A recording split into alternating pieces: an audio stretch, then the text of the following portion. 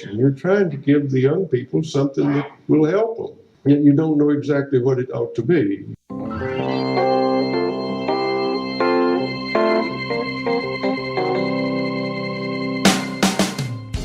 Welcome to the TeachThought podcast. My name is Drew Perkins. I'm the Director of TeachThought Professional Development, and we're glad you tuned in.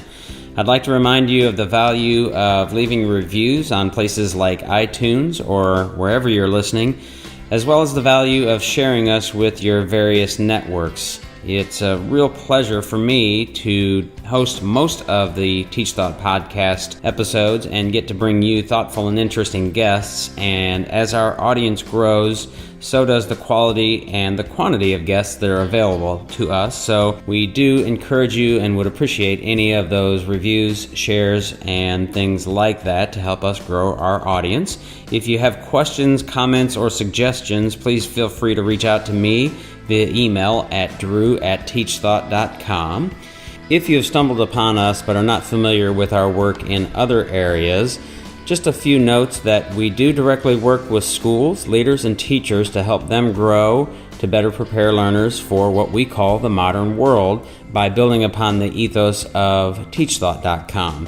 So I invite you to visit our professional development website, wegrowteachers.com, where you'll find information on the variety of workshops, consulting services, and events that we offer to help you grow in areas like project-based learning and inquiry, differentiated instruction, assessment, literacy, growth mindset, leadership, and much more. So I invite you again to contact us today to explore how we can help design and deliver professional learning that provokes profound thinking driven by your beautiful questions.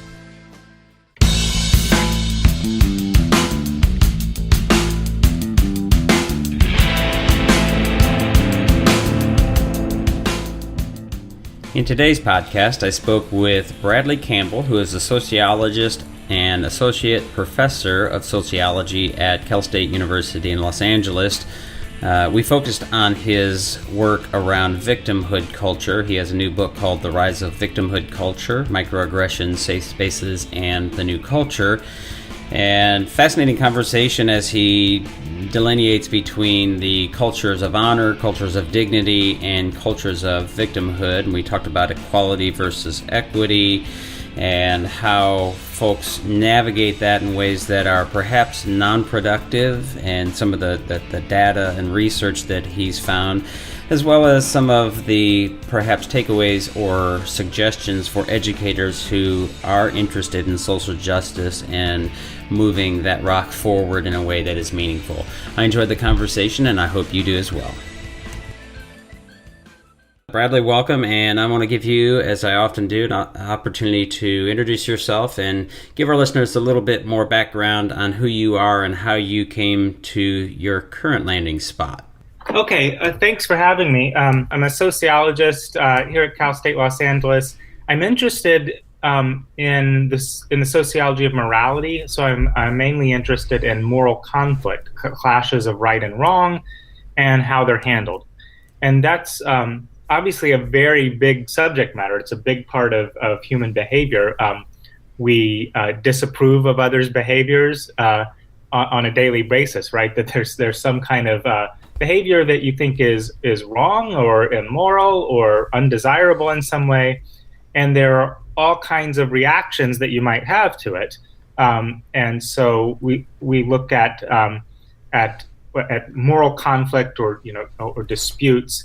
And then we look at what we call social control, which is the reaction to conflict. So the reactions to conflict could be law, like somebody has wronged you and you sue them, or somebody has assaulted you and you call the police, or they're punished by the legal system or ordered to pay a fine. All that's part of the reaction to conflict. That's the formal handling of deviant behavior. But it also includes things like gossip about people's wrongdoing, or avoiding people who have done something wrong or that you disapprove of. And includes violence. Violence is usually a response to conflict. And so homicides are usually the outcome of disputes of some kind, and even large-scale violence like genocide involves ethnic conflict. It includes complaints to other people about behaviors, and all kinds of things like that. So I've been interested for a long time in moral conflict.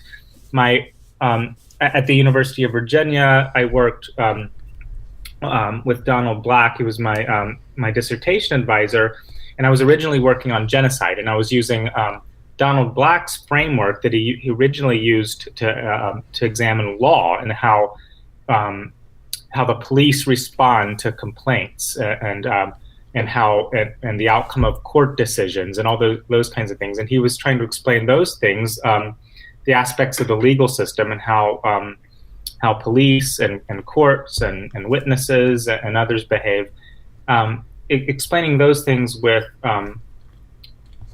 social structure, with people's social characteristics. So, I mean, just as one example, you're more likely to call the police on a stranger who has assaulted you than on a friend who's assaulted you. So people's relationships matter. And actually, the police are more likely to make an arrest if it's an assault by a stranger. And homicides are punished more severely when they're stranger homicides than when people kill friends or family members.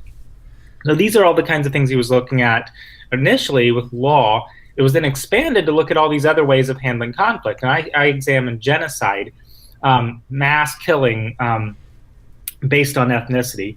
So that's a very different topic than the things I've looked at more recently, but it fits in that it's the handling of conflict. So later I got interested in a lot of what was going on college campuses. The complaints about things like microaggressions, the demands for safe spaces or trigger warnings, and I became interested in this again because I'd been long been interested in why people have conflicts, what's the reason for moral conflict, how do people handle conflict, and I in conversations with Jason Manning of West Virginia University, who's co-author with me on this recent book, The Rise of Victimhood Culture, we started trying to understand what was going on campuses and how it differed from the way people might handle conflicts in other environments. So we in examining violence and teaching about violence, a lot of what we had talked about was how cultures of honor and the ideals of honor are related to violence. So a classic example of that would be a duel. That's not the only form of honor violence, but in a duel, somebody has insulted you in some way, you challenge them to some kind of fight, maybe you decide to fire guns at each other, and then that restores, whatever the outcome of the fight is, it restores your honor. And the idea is that there's something called honor that can be lost by an insult. And mainly it has to do with, honor has to do with demonstrating that you're physically brave, and that's why it makes sense to respond with a duel. It even though it has very little to do with the actual insult, it shows that you're, that you belong as a member of a certain class because you actually have honor or a kind of integrity or bravery. And so that's kind of a weird way of handling conflict by modern standards. And but it leads to a lot of violence because people are very sensitive to insult. They respond to insult violently, and they handle the conflicts themselves. Generally, they're trying to project toughness. And what a lot of sociologists and historians had juxtaposed with honor was the idea of dignity, right? So the idea was that the culture of honor had given way to a culture of dignity. Dignity was different from honor because it's the idea that people all have an inherent worth that can't be lost by being insulted or something. So the idea was that instead of responding violently when somebody insults you, you can ignore it. If somebody uses violence against you, you can go to the law. So a lot of people had written about this, the difference between honor and dignity cultures. There are lots of other differences that go along with that. But we began looking at some of the concerns of campus activists in recent years, especially like in the past 5 years or so, And for example, one thing we were interested in was the idea of a microaggression. So we heard about this in about 2013. There were at the time a number of websites where college students were complaining about microaggressions, and the idea was that a slight, such as examples given are things like asking an Asian person where they're from. And this can mean, it's said that this can mean, you don't belong here in this country. It's kind of like assuming that they Right. are from somewhere else. And there are lots of other examples, but the idea is that these slights are a kind of aggression, that they actually do harm to people, and they're microaggressions, but they add up over a long period of time and cause harm to people. So you have the idea that people are encouraged, or some people are encouraged to complain about very minor offenses, unintentional slights or other kinds of minor offenses. This was very different than what we might see in dignity culture, where you're told, oh, just ignore it. If somebody insults you, they haven't done any harm to you. Ignore what they say. Sticks and stones kind of thing. Yeah, the idea is sticks and stones may break my bones, but words can't hurt me, is that there's a big difference between violence and speech. And if somebody actually uses sticks and stones, go to the police, but otherwise ignore them. And so this was very different. So in a way, it was kind of interesting because the concern with minor slights was like in honor culture. Men in honor cultures are very touchy and very sensitive to insult, but of course they handle it differently. They handle it with violence, duels and other kinds of violence. And in general, they're trying to demonstrate that they are tough and able to handle their conflicts. And here you had students who were complaining about microaggressions, but of course they weren't using violence. They were complaining to third parties and trying to draw attention to it, or sometimes asking campus authorities to act, administrators and so on, to do stuff about microaggressions. And so they weren't trying to portray toughness, they were portraying weakness, that they're victims, they're vulnerable, that the microaggressions are hurting them and needs to be stopped. So it wasn't like an honor culture, what we might expect in an honor culture, and it wasn't like what we might expect in a dignity culture. So, and those are just kind of shorthands of describing people's morality, certain aspects of people's moral system. But we started trying to understand this moral approach, and we ended up calling it victimhood culture. And the idea is that just like honor is a very important kind of status in some societies, in traditional societies, here among the activists, victimhood, it acted as a kind of moral status. It gave you a kind of credibility. It meant that you should be treated differently than others. And so it's a kind of moral system that revolves around victimhood and oppression, that sees people as either victims or oppressors, or if not oppressors, privileged or and possibly blind to their privilege, and divides people up in that way. And you get a kind of status from being able to claim victimhood. And you see all kinds of things that are very interesting once you understand that it's a new kind of moral culture. So you see people almost kind of confessing their privilege. In an honor culture, the worst thing you can be is a coward. So cowardice is like the opposite of honor. And that's a common insult against people too. You're a coward. You're a poltroon. All these kinds of. Right. They have multiple terms. They have multiple terms for cowardice too, as you'd expect, where it's something that's very important. And here in the victimhood culture, it's bad to be privileged, and that's the opposite of being a victim. And there's this concern with the idea that you need to check your privilege and accusing people of privilege. Arguments revolve often around who's the actual victim. Or you see things like the blurring of the distinction between speech and violence, which you also see in honor cultures, where the idea is that some words require violence in response. But in dignity culture, you make that big difference between sticks and stones and words. But here in the victimhood culture, what we've called a victimhood culture among campus activists, there's again this blurring of this distinction. So they'll often say that that certain kinds of speech that are literally violence, and so it needs to be stopped.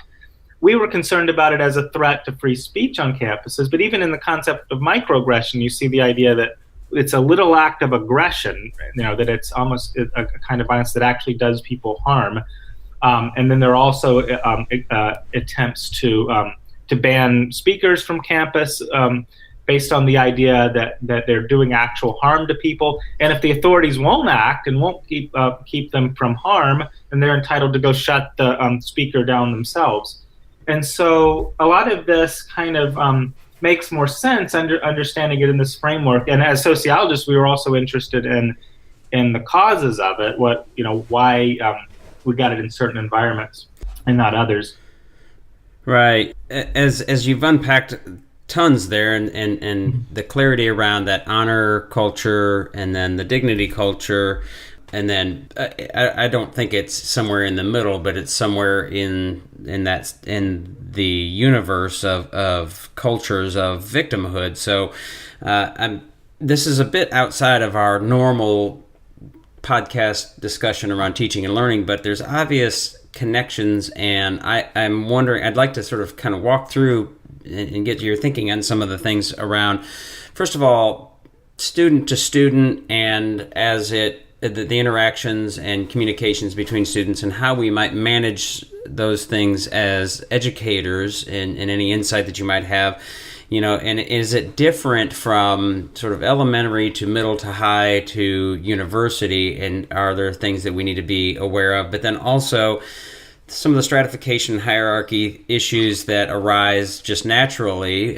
whether there's a value to that or not, in the teacher, the educator, student relationship, and even insofar as the curriculum and practices that we employ. So, I'm reminded of, I have daughters 9 and 11, and the idea that things are not fair, that somebody's picking on me, somebody's saying things to me, and how I try to help my daughters navigate that. If I really do believe, and I don't know if this is a culture of honor feature, that you say, okay, when somebody is sort of stepping on your toes and borderline bullying you, which there's some gray area there, but to what extent I try to help my daughters say, look, you have to, maybe it's too strong a language to say, you have to push back with sort of equal force or something like that, otherwise they'll sort of trample on you. But how does that play out in this landscape of honor, dignity, and victimhood?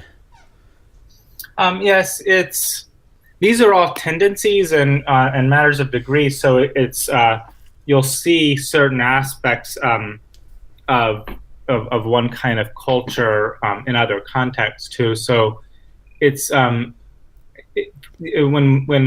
people talk about the society switching from a culture of honor to dignity, that's not something that's necessarily complete, and it's not to the same degree in all spheres. So there are certain contexts where honor is still very important among gang members and lots of other people. Usually, it's usually in the lower classes more than the upper classes, as it would have been in the past.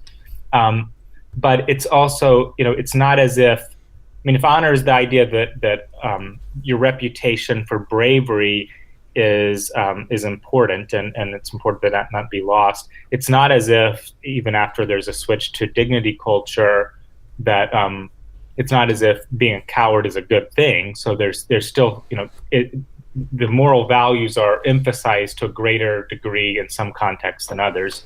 And I think, so in prisons, honor is very important, but but it's also something that's likely to be more important among young people in high school or something. If in any place where there might be violence or just open bullying and that kind of thing, then it might become important to that people know that you'll stand up for yourself, and that's really that's where honor comes from. It's not. It seems irrational for outsiders a lot, but in the absence of legal authority or effective legal authority, and in other contexts, it's just the absence of people being able to intervene effectively in a conflict. It becomes important to stand up for yourself. So I think you'll still see elements of that among high school students, middle school students, and others. where the way to deal with bullying might be to stand up to bullies. You'll see different degrees of things, and then the victimhood culture aspect is also something that you see to different degrees. When we talk about campus activists and demands for microaggressions and things like that, that's kind of one version of it, or an extreme version of it. But we've been interested too in how, again, like, it's not as if there isn't any kind of moral status given to victims in other contexts too, to some degree. It makes sense if you disapprove of people victimizing someone. It makes sense that you want to give aid to the victim and not to the oppressor or the person who's otherwise victimizing them. Sure. And so aiding people and supporting them in a conflict, that's then to their advantage. So it's usually always the case that it could be to someone's advantage to be recognized as the victim in a conflict, and people come to their aid. So there's always that to some degree. And then in what happens with the current kind of extreme victimhood culture is it begins to spread in various ways, and also people begin to mimic it, often in opposition. So you'll even, you have people who might oppose the activists, who are conservatives, and they say, well, we're the real victims, or and there's a lot of what psychologists will call competitive victimhood, where in disputes people argue over who's the actual victim. So you see that, I think, in lots of different contexts, and you'll see different kinds of it might be different kinds of moral values being asserted. Well, there's certainly lots of literature or in the culture wars, and as it plays out in politics. And I don't want to get into the weeds on politics, but I'm keenly aware that that dynamic, I think, seems to play out. And some people may say that, and perhaps very accurately so, that Trump being elected was a part of that. Well, we've been marginalized, we've been sort of victimized, and that pushback against the extreme left and that polarization, which seems to be problematic in that sense. And this is a very difficult and tightly contested topic. I'm sure you get some pushback and maybe even called names for even discussing some of this because of the hotness of the topic. But lots of things can be true all at once. We can have things that are taken as slights, can be meant as slights, can have a cumulative effect, may not have a cumulative effect. There certainly is a stratification and hierarchy. There are certainly differences in equality and equity. So to make sure that is out on the table as we discuss this, I think is important. That it's not just because pointing out that some of these things may be problematic doesn't mean that they may or may not be taking place. So I appreciate the work that you do and really just sort of addressing factually like what you've found. How do you define the difference between equality and equity? Because there's certainly a pushback against equity, I would say, from more conservative voices, and whether it's equity of opportunity or equity of outcomes, and how that plays out here in this discussion around victimhood. Yeah, I think usually when people make the distinction between equality and equity, it depends on the context, but with that distinction, it has to do with whether you're opening up opportunities for people or whether there's actual fairness involved, right? So, I think there the idea would be that people who are more, I hate to say more conservative, because it's actually like, a liberal idea, and people in the center and so on. Right.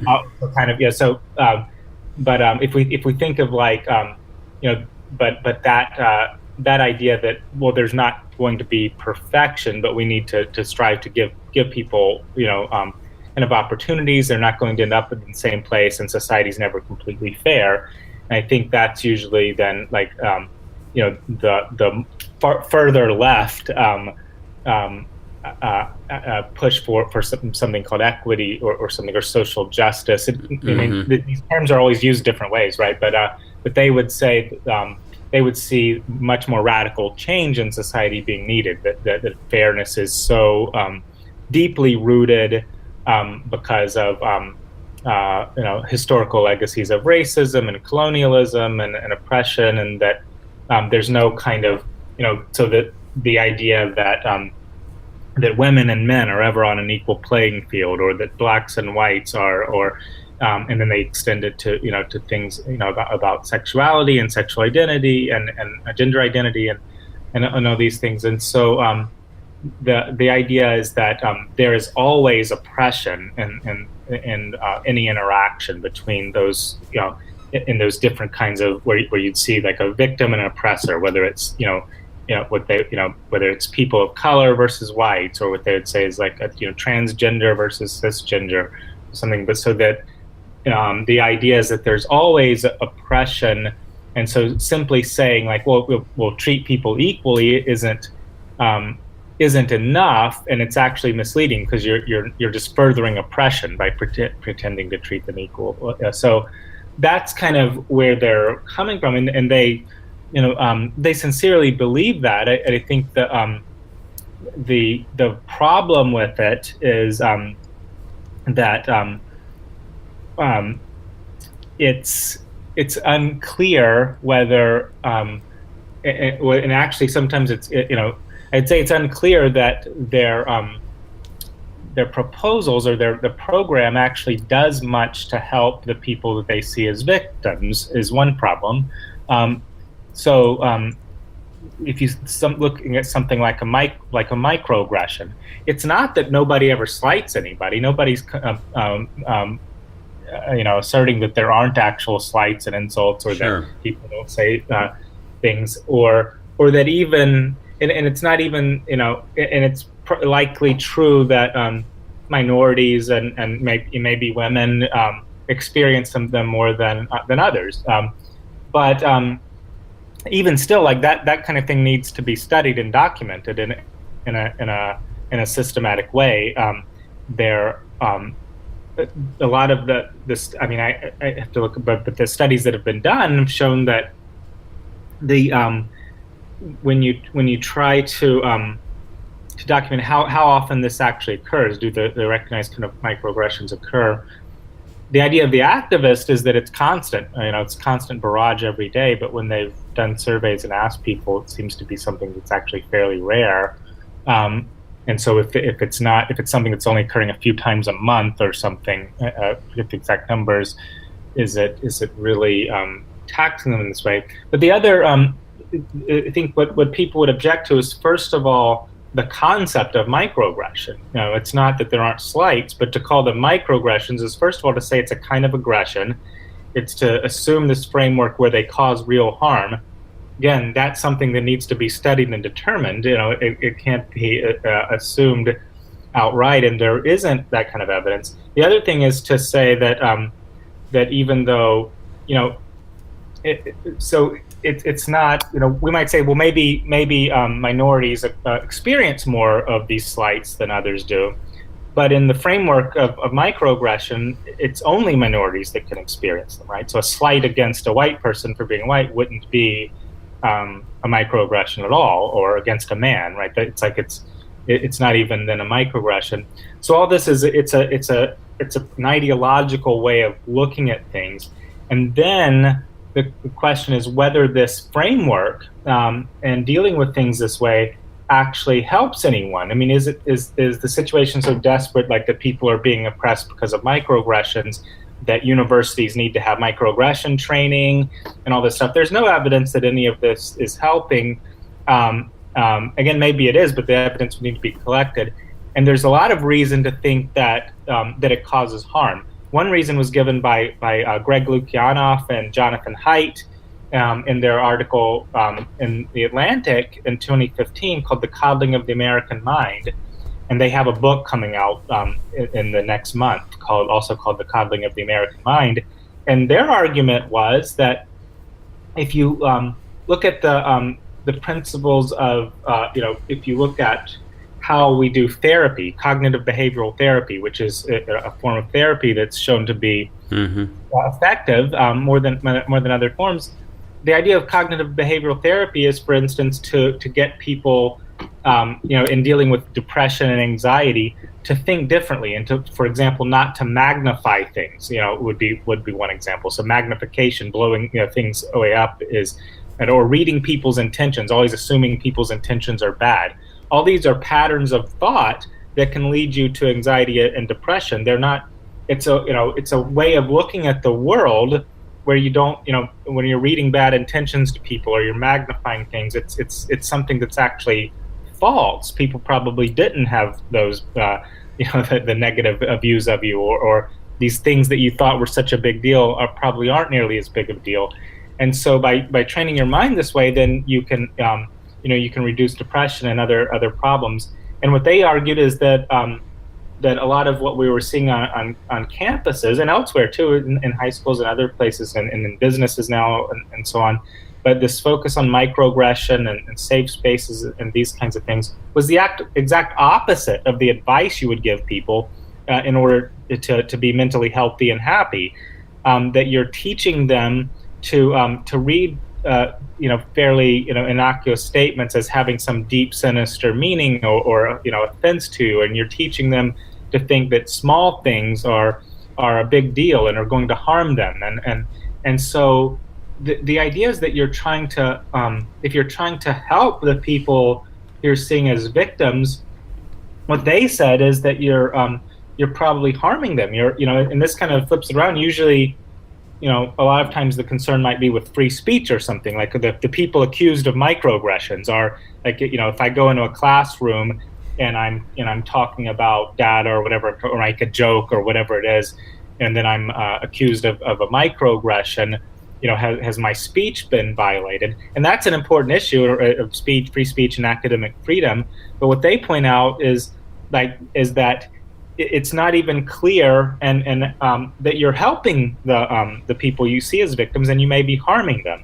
Other ways that you might be harming people are by creating more conflict, and that's kind of the sociological angle that we would take. I think Lukianoff and Haidt are probably right too about the psychological problems it causes. But as we talked about I was talking about with honor cultures produce more conflict and in that case violence by teaching people to respond to insults and to take them seriously. It makes sense that they do in that environment, but it causes more conflict. And here, the violence isn't necessarily the problem, but the idea that you would teach people not to ignore slights. You can always interpret things and as slighting you, and that's but it's likely to poison relationships. Either you're producing more conflict, and either people may end up avoiding one another if every conversation is likely to cause offense somehow. So they may simply avoid one another, which is not what we want. We want more interaction across racial and other lines, or they may or they may simply be having conflict constantly. But neither of those seem like actually the goals of the social justice left who's pursuing them. They of course don't want more conflict and more harm to the victims, and so it seems that this kind of framework may be problematic for all kinds of reasons, not just even the harm that might be done to the people who are accused of being oppressors and such. Right. So a few things to sort of throw in the hopper here as you think about the difference between honor culture and culture of victimhood. There's sort of this whether it's real or perceived threat, and I'm wondering, clearly the culture of victimhood has a hallmark of almost looking for things that are hurtful, and I'm wondering if that is present in the culture of honor, or how real that is, the perception there, almost looking for something to get angry about, and as a violation of the honor and my bravery, that kind of thing. But also, as you have written and talked about, the sort of lowered bar, the progress that our culture has made in some of these inequities and civil rights and these kinds of things has perhaps led to sort of a lowered bar of what is now a slight, a microaggression, or a perceived slight. And even one of the things I thought was interesting that you'd pointed out in your writing, and I think your research, is that it seems to be, perhaps, and correct me if I'm wrong here, the sort of a privileged group, if you will, and maybe privilege is too strong a word, but it's not those who are actually being slighted, but those who are a bit more higher in the social stratification that are pointing these things out. And I don't know if that's virtue signaling or what that is, but I'm wondering how all of this sort of comes back to internal versus external locus of control, and sort of that moral dependence that you pointed out, and you say it doesn't help, and I would not disagree with that. But where do we go with that? What are the suggestions for helping and next steps? Yeah. So first of all, do people in honor cultures kind of almost look for slights? Are they, are they looking for things that are hurtful in a way? And there are differences between the cultures, but yes, this is a tendency in honor cultures.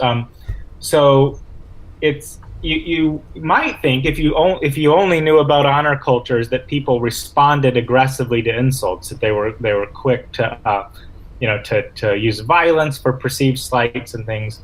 If that's all you knew, you might think, well, maybe people would walk around on eggshells trying not to offend each other. But the problem is that, again, everything is rooted in the idea that you don't want to be perceived as fearful or cowardly, and that you have honor. And so if you go around walking on eggshells, trying not to offend other people with honor, then you might look cowardly. So one thing that people do is they go around and insulting others. Likewise, if you knew that you were going to lose honor, if you knew that you have to respond to aggression, you might end up in a duel, you might die, then you might think, well you'd be you wouldn't be quick to you try to avoid perceiving yourself as being slighted. But again, if you let the thing stand, if you think if you just brush off the insult and think, oh well, that's no big deal, then you might look like you were trying to avoid violence or something. So we get this. So that's part of why there becomes so much conflict, is because at least men who are, and it's usually men who are concerned about their honor, they go around picking fights with others, deliberately insulting others, and also perceiving slights based on very little kind of reason. So this kind of touchiness, where anything might be perceived as a slight. I mean, so there are these. Just to give one example, you see there were these fights among men in the southern backcountry in the early 1800s, southern backcountry of the United States. Mm-hmm. They had these no-holds-barred fights. They were called rough and tumble fights, or no-holds-barred fights, and they'd end up with somebody gouging an eye out sometimes. But this was a form of a duel, but among lower-class men out on the frontier. It didn't have the same kind of elegance and all that as the upper class duels, but they have a dispute. They agree to one of these fights. They're using their fist and teeth and all this kind of stuff, and they end up like facial disfigurement or something.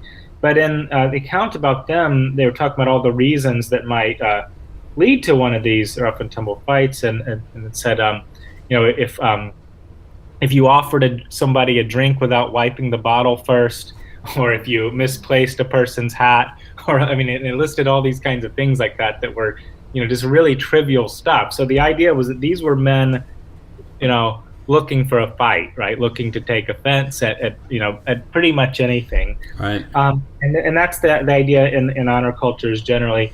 And so that was, and that's one of the characteristics. We're not saying that's the thing, is like when we compare this to victimhood culture, it can look very critical, and especially because I would tend to be critical of the culture, and we've made arguments that, but it doesn't mean the people are somehow insincere or something, or it doesn't make sense from their own framework. The people in honor cultures aren't insincere either. Mm-hmm.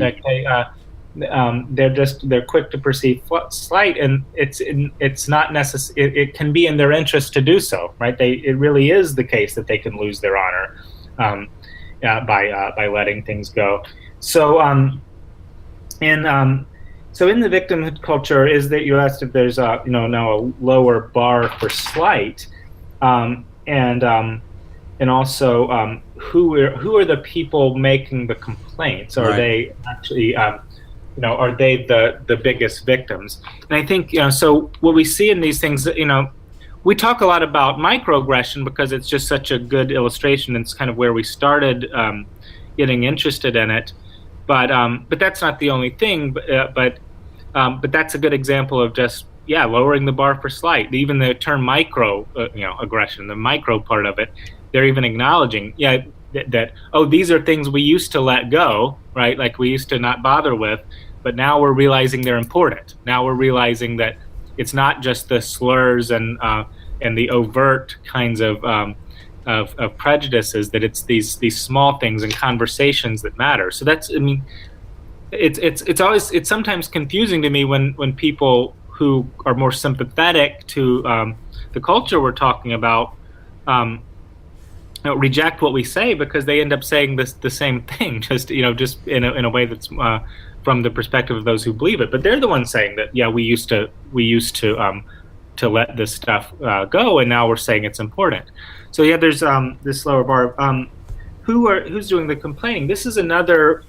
I think this is often misconception too, because if we talk about this, those who are more sympathetic to it will imagine that we're making, that we're simply complaining about people who are victims, complaining about their victimhood. The problem is that's they're arguing based on their own framework of oppression and victimhood. So where, for example, whites are always oppressors in relation to non-whites, or men are always oppressors in relation to women. Whereas I wouldn't view the world that way in the first place. There might be a tendency where there's more oppression in one direction than the other, but oppression and victimization and privilege are all things that occur in various amounts and in specific contexts. So somebody who could be privileged in one situation might not be in another, and so it's odd to, I think, a lot of outsiders to the culture to see students at, say, Yale claiming to be victims who are in need of saving from minor slights, and that most people don't see Yale students as victims of society. Not that they haven't overcome this and that, but they're incredibly privileged to almost the entire rest of the world, including the rest of the country. These are people at the top. So it's odd to I think for a lot of people. So you have people who are very economically well off and so on, who are making these complaints, Also, often it's people who would call themselves allies or something who may not even be in the, they might not be racial minorities or women or whatever to begin with, right? They adopt this kind of language as allies. So you have a lot of people who are fairly privileged and who are complaining about victimhood, and that's what seems odd, I think, to a lot of people. And it's understandable within this framework where you see oppression, as always existing, kind of through every interaction between members of certain groups, and you see like that group identity determines whether you're oppressed or victimized, not what actually happened in the situation. And so you get things like, the recent example.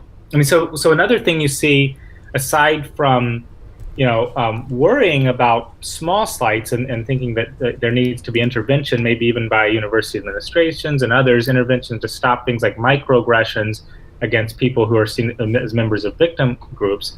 There's also often the vilification and language that looks like hate speech to outsiders used against people who are thought to be from dominant or privileged groups. And so while on the one hand it looks like there's this great care and empathy, we've got to make sure that people aren't harmed and don't ask them questions that might be awkward. On the other hand, you've got people defending things like, the recent example is is Sarah Jeong, who was recently hired by the New York Times to be on the New York Times editorial board. And she has this whole history of tweets that that say that vilify white people, that say cancel white people, and talk about her hatred of white people. Right. And this is defended because it's against whites. It's said by a lot of people that that actually can't be racism, they say, because racism is about institutional power, which is what I was talking about. It's this view that people are victims or oppressed based on their group identity, and so. It's not, and I'm not arguing that there's not a difference between the kind of speech in which group you're targeting. I think it is worse to target people who are generally more disadvantaged, but the argument that it's not bad at all or that's even good, and this is an argument that's been that's being made by some pretty prominent people. So there was. There was just an article in Vox recently by Ezra Klein, right, talking about saying that a lot of feminists use the hashtag kill all men. So, they would hashtag kill all men. And he says, but they don't want to put men to death. He says, kill all men is another way of saying it would be nice if the world sucked less for women. Right. So there's this kind of interpretation of, so something like kill all men, and you're saying, oh, it really means it'd be nice if the world sucked less for women. But if it's where are you from, then the idea is, oh, what it really means is you don't belong in this country. So depending on the victim status of the group being insulted or slighted, and the ones doing the slight or the insult, it's interpreted completely differently. So it's kind of odd that you have a defense of what looks to outsiders as like actual hate speech. At the same time, you have this concern for things that look to a lot to outsiders like pretty innocent questions, saying that those are actually doing harm to people. And I think I don't. Again, it's understandable within this moral culture that they have, but I think it's probably unsustainable. It produces opposition. It produces kind of what we were talking, mentioned a little before. And it's part of the phenomenon with Trump was that he was able to position himself as being against political correctness. So if he said something that was actually offensive, which anybody would have thought was offensive before, then he would say, oh, there's too much political correctness, and a lot of people would kind of defend him. So you get more polarization with people reacting to this kind of ideology that they see. Yeah, and not to get into the weeds, I'm just, if you don't mind giving a brief answer, my interpretation of the actions of our President Trump is that it would fit more in the honor culture. Would that be accurate? In certain elements, that's what's. I mean, there's more to. There's more to behavior than honor, dignity, Sure. and victim. I don't think everything fits exactly in the framework. What we've thought about is, so there are certain kinds of reactions to victimhood culture from the opponents of it, and one reaction is just to assert the values of dignity culture, which but there are two others that I would tend to think are problems. One is the competitive victimhood thing, where you say we're the real victims, and the other is to embrace actually like actual offensiveness and insult. To say, oh, we don't care, we just use racial slurs, or we just insult people, and it's funny, or it's payback, or something like that. And they can actually go together. People can do both, right? Embrace a counteroffensiveness and also say they're the real victims. So I think there are elements of that with Trump and some other elements of the right. Elements of honor, things that look like honor. Part of it is that Trump acts a certain way as an individual, and I don't know that all of I don't know that there's a broader movement for some of it. Some of it's his individual personality, but he's obviously very touchy. So and that's about personal stuff and being Sure. put down personally. And I think that's exactly like you would see in an honor culture. Although he's not, and the idea of always trying to appear like the winner, and I'm in control here, right? So even like if you're claiming victimization, victimhood, it's also kind of like a projection of a certain kind of toughness. So some of that is kind of a holdover, is similar to what you'd see in an honor culture, Right. but it kind of combined with his own kind of certain kinds of individual Personality quirks, yeah. Yeah, because it's not it's not that generalizable to everybody. Everybody doesn't behave. Not many people behave quite like Trump. Right. So getting back to the privileged or the sort of higher social stratification groups that are, you mentioned like Harvard and Yale and these folks who are certainly privileged in lots of ways, but to play devil's advocate, and perhaps this is an argument that they might make, say, well, I'm a person of color, I'm lesbian, I'm a transgender or whatever. I might be privileged in that way, but I identify with that group, so I'm engaging in. I would assume they don't say I'm engaging in the victimhood culture, but I'm really engaging in that sort of dynamic on behalf of those who are not as privileged as I, but are a part of this sort of identity that I identify with. Is there some healthiness in that, or what are the problems there, or am I just totally misreading that? That's what they'd say. It's not. I'm not arguing that they're insincere or something. They're normally, certainly true believers in this, and that's how they would look at it. But it would be more than just saying, well, I'm doing this on behalf of others. They would say that too, but they see themselves as personally oppressed because of these identities. I don't know. As far as what you'd say to it, what I would say is just that it doesn't, it doesn't match up that much with reality about who has power and who doesn't.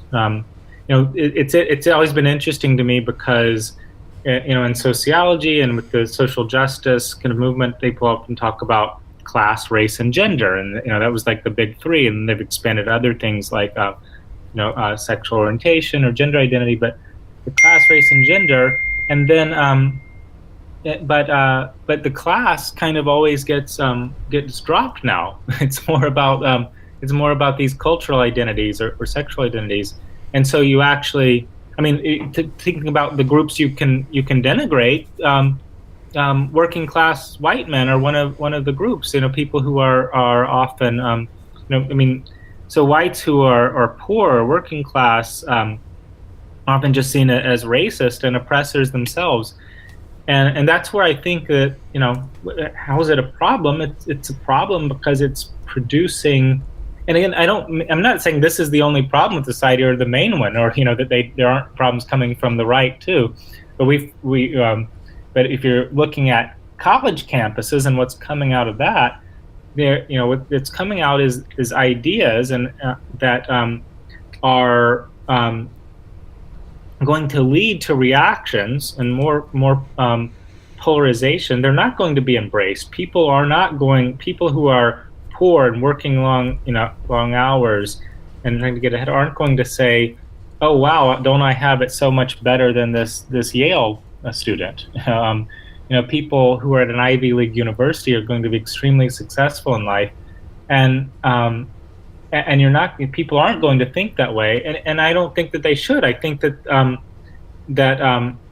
it's wrong to look at Yale students as being oppressed generally compared to other people in society, no matter what other kind of identities they have. I mean, everyone can. I mean, that's part of the problem, is to look at suffering or oppression of these things kind of as only coming from these. First of all, it's not. Oppression and victimhood, or oppression, isn't the only kind of harm people experience. There are all kinds of. So when you look at whether people are privileged, it's there are all kinds of people suffering from from mental illness and emotional problems and and other things. There's plenty of suffering and hardship distributed among people of various population groups, and there are plenty of privileges distributed around in different ways. It doesn't work in this kind of you're oppressed, or either one identity is oppressed or the oppressor. Now, the way they look at it to be more complicated is they would say, "Oh, well, I can be privileged." Somebody who was say wealthy and a person of color, they would say, "Well, my wealth privileges me, but my racial identity doesn't." But it's in practice, it seems like, again, the class thing doesn't get talked about very much. Well, the further fracturing and the problem, inevitably, as it seems to me, with the identity politics, is that there's an infinitesimal fracturing of further identities, which will collapse upon itself, and it circles back around in some ways to being an individual, and so the quality of an individual's character, and not to say it certainly is a reality that there are groups and identities who have been marginalized. That will always be the case. That doesn't mean we shouldn't continue to work to rectify that and provide opportunity and continue to have those discussions. But clearly, to me, when somebody says, "You can't understand me, so we can't even talk," well, then where do we go from there? And that becomes problematic. And so I'm wondering if you have any advice as we get to the end of our time, or thoughts that we want to, the idea of social justice, which in some ways is becoming stigmatized or becoming a bad word. The idea of social justice is important. We want that, I think, as a general rule.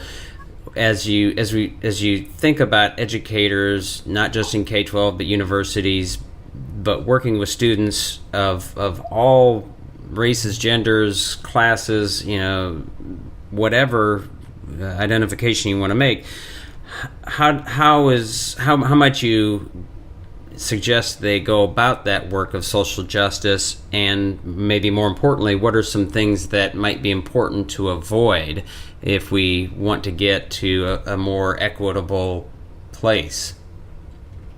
I think that's important.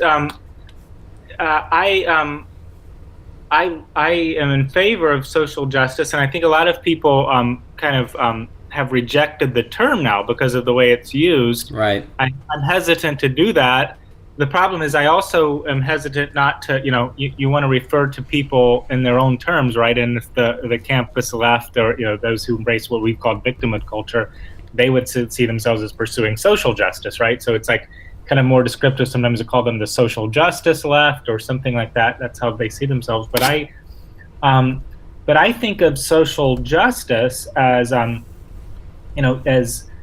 a more I think of social justice as a kind of more practical morality than as some kind of ideology. And the way it's used is this kind of ideology about domination and oppression of certain groups.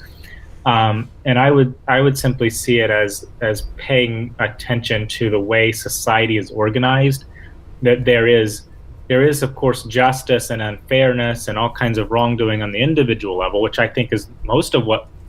That's the other thing. I think if you're trying to be a moral person, most of it has to do with everyday decision making about whether you wrong people or harm them and those kinds of things.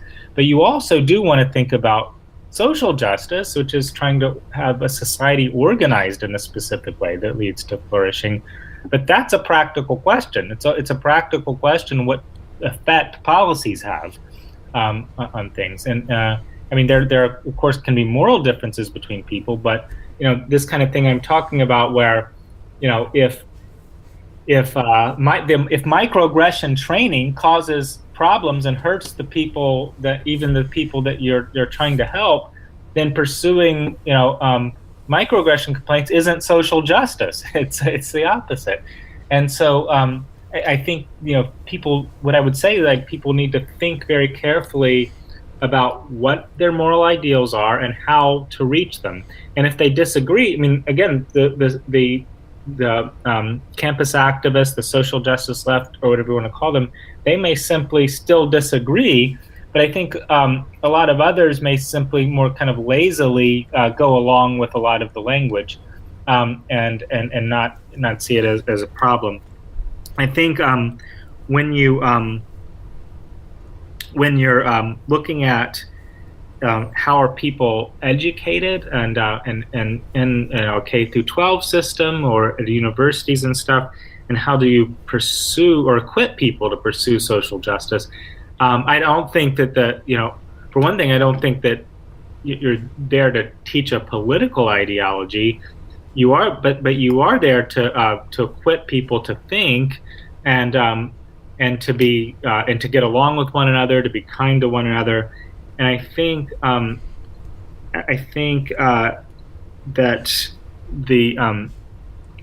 I think there's the psychological research kind of showing that when people have common tasks, that when people are doing things that emphasize their similarity rather than their differences, they tend to get along. So you can have a lot of harmony between people who are diverse and very different. So I don't think diversity, there's a lot of push for diversity as a lot of all this kind of stuff too, and talking about diversity, and a lot of people see like this as tied to that. But it's not necessarily, I don't think diversity has to be tied to identity politics, and I think that the identity politics is causing conflict between people, and that you can have diverse groups of people who get along very well, but the idea would be to emphasize their sameness, emphasize things like dignity. We're all of equal value and respect one another, and we don't you don't disparage people. Not one group doesn't get a pass to disparage people, and you don't, or to and simultaneously to interpret people's words in the worst possible way. So I think just kind of ordinary charity and those kinds of things, and the principles of cognitive behavioral therapy. Don't assume people are having the worst intentions towards you, and don't magnify small offenses. All those kinds of things can help people get along better and are actually conducive to social justice. So I think that's kind of the direction people should go. And that's not there's not a simple solution to solve everything, because people have conflict and they'll continue to have conflicts. But I think the victimhood ideology is likely causing more of it.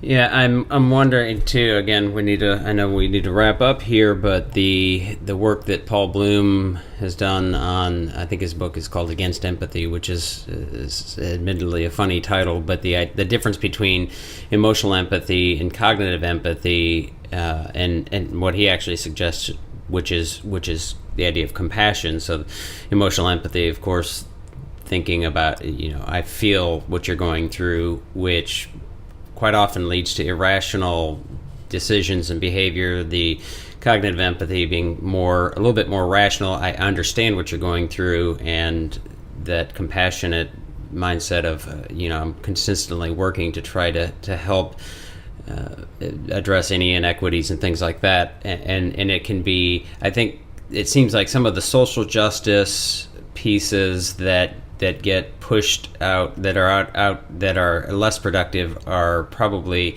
seem to me to be about really addressing the emotional empathy, and it makes me feel better. That's where the virtue signaling comes in, and all of that. But maybe is less pragmatic, and I think, as you talked about, like, really isn't as productive and helpful. Even though it might make you feel better, it's really not in the long term solving any of the inequities, and perhaps is even doing quite the opposite. So really fascinating stuff, and I'm mindful of your time. The book, his name is Bradley Campbell, and his latest book is The Rise of Victimhood Culture, Microaggressions, Safe Spaces in the New Culture. I'm sure that title perked up some ears and maybe even got you some hate mail. But Bradley, if you would any sort of parting shots, but also where should people find you and send all the hate mail and things like that too? They can read things that we're writing about the book and things related to it at our blog. So my co-author and I have a blog called it's at www.victimhoodculture.com, and it's called the Victimhood Report. And so we post things about recent developments kind of related to the book there. You can also look up my faculty page at Cal State Los Angeles. There's information there about my work and my articles and books and that kind of thing. Any social media you'd like to give out? So Twitter is at Campbell Sociprof. So it's like Campbell Campbell, Sociprof Socprof.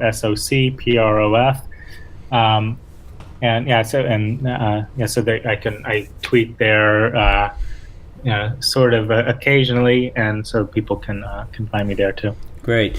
Well, again, thanks so much for your time and your thinking. This is to me a fascinating. I pay a lot of attention to lots of the voices and things that you've mentioned. I actually have the Jonathan Haidt book on pre-order because I think it'll be very interesting, and I think it's really a vital conversation, not just for our culture, but for our educators, because it is a really complex, nuanced issue that, as you said, we're not avoiding or ignoring or saying that these things don't happen, but let's think about how we address them in ways that are more meaningful than shouting at each other, perhaps. I agree. Thanks for having me on. All right. Thanks so much. That'll do it for today's podcast episode. Thanks again for tuning in. Don't forget to review us and share us on your network so we can grow our audience to better meet your needs. Also, don't forget to find us on our websites, TeachThought.com and WeGrowTeachers.com, as well as our various social media outlets.